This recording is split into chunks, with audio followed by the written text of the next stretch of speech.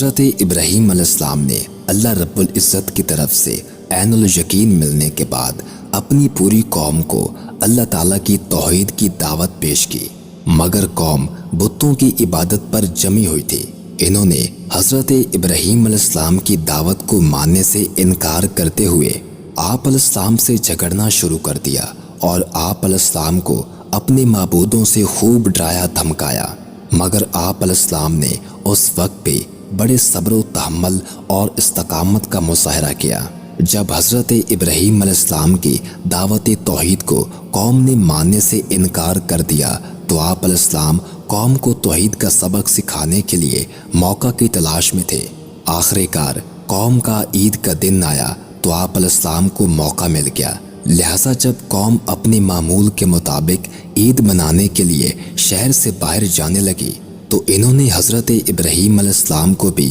ساتھ چلنے کی دعوت دی۔ آپ علیہ السلام نے سوچا کہ قوم کو مطمئن کرنے کے لیے کوئی ایسی تدبیر پیش کی جائے کہ وہ ساتھ لے کر جانے پر اصرار نہ کرے، اور میں قوم کے خود ساختہ معبودوں کو توڑ کر قوم کو یہ سمجھا دوں کہ جن بتوں کی تم عبادت کرتے ہو وہ تمہارا تو درکنار اپنا دفاع بھی نہیں کر سکتے۔ چونکہ اس دور میں علم نجوم ستاروں کو دیکھ کر معلومات حاصل کرنا بڑا عام تھا، لہٰذا آپ علیہ السلام نے قوم کو مطمئن کرنے کے لیے ستارے کی طرف دیکھ کر فرمایا، میری طبیعت ناساز ہے،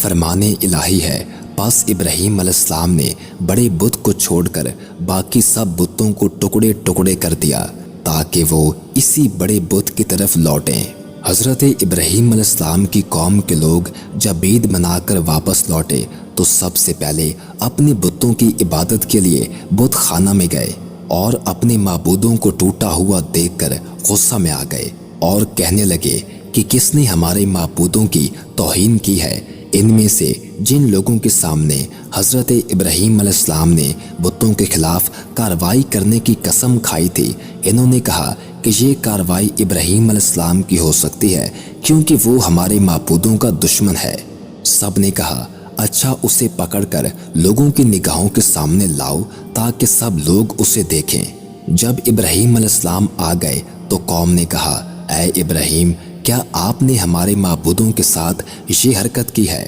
آپ علیہ السلام نے جواب دیا، بلکہ یہ کام تو آپ کے بڑے بت کا ہو سکتا ہے، اگر یہ بت بول سکتے ہیں تو تم ان سے پوچھ لو۔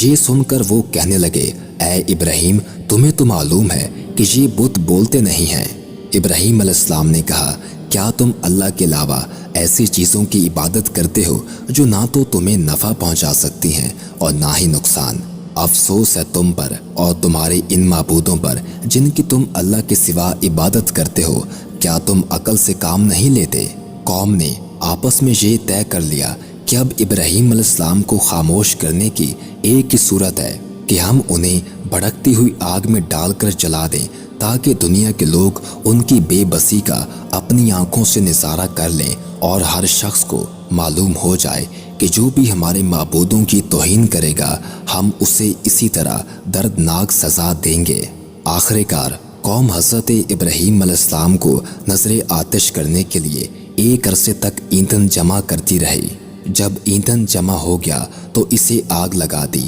اور جب آگ سے بڑے بڑے شعلے بلند ہونے لگے تو حضرت ابراہیم علیہ السلام کو منجنیق جس سے بڑے بڑے پتھر پھینکے جاتے تھے کے ذریعہ دور سے آگ میں پھینک دیا۔